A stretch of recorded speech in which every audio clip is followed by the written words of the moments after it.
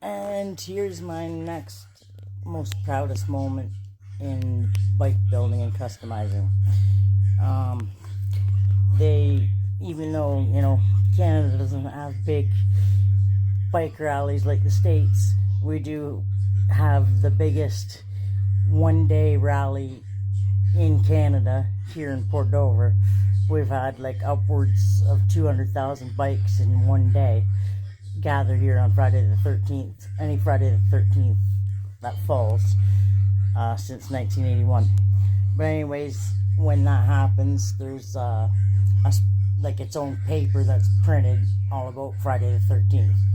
And they asked if they could do an article on me. So this right here, actually maybe I can, how do I turn the camera around? That's not working so good, so I'm gonna have to do it like this. Yes, I don't know if you can read it.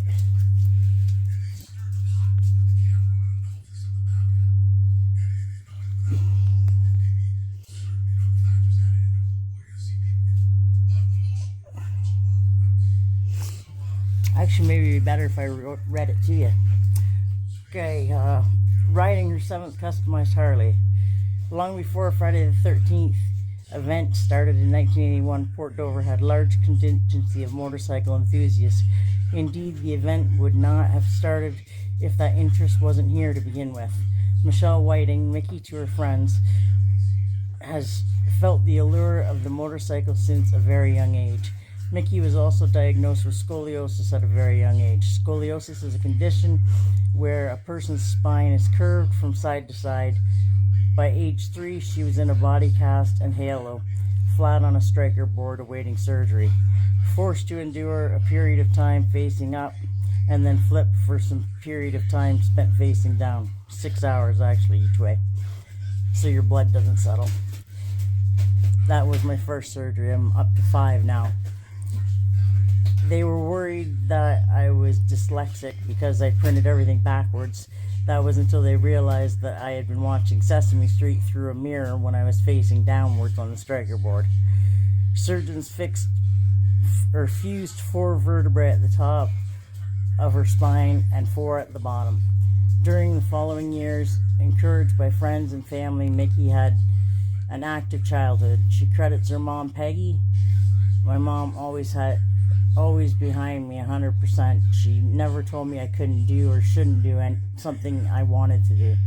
Michelle was involved in karate, kickboxing, girls hockey, and she had her first dirt bike by age 8. A succession of dirt bikes later, her first Harley was at age 15. She would ride it to high school, ducking the police because I wasn't licensed.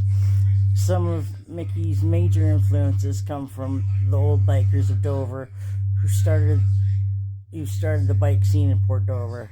People like Bob Newt Hawk, who legend has it rode his bike through the zoo, Angelo's, in the early days. Where'd that go? In the early Friday the 13th. Others such as Leroy Phibbs, Paul Doherty, Wayne Adams, J.J. Jardin encouraged me.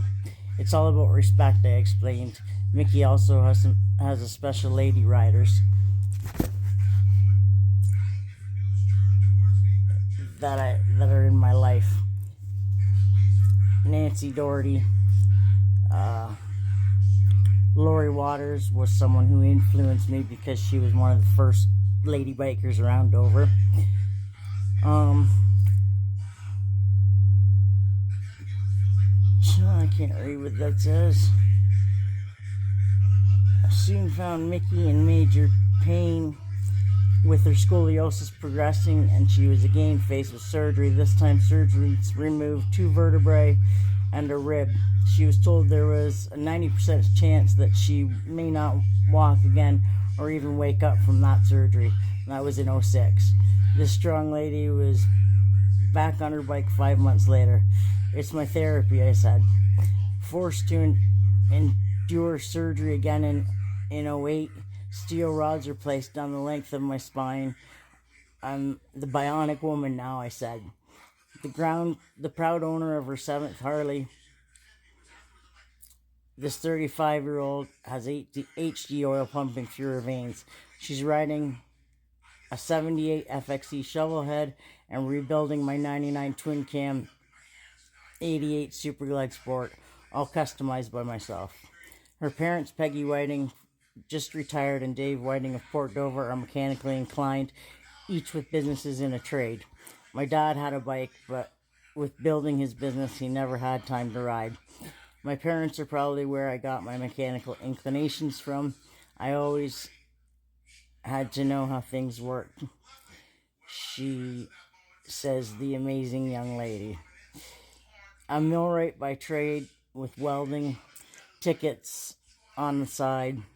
This girl knows her way around a shop. Mickey loves to design and build things to customize her rides.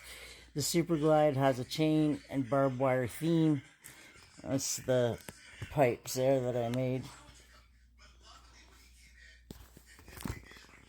The chain and barbed wire theme with Mickey fabricating several components, including the exhaust pipes with the barbed wire, heat shields, and custom chain license plate bracket with brake light.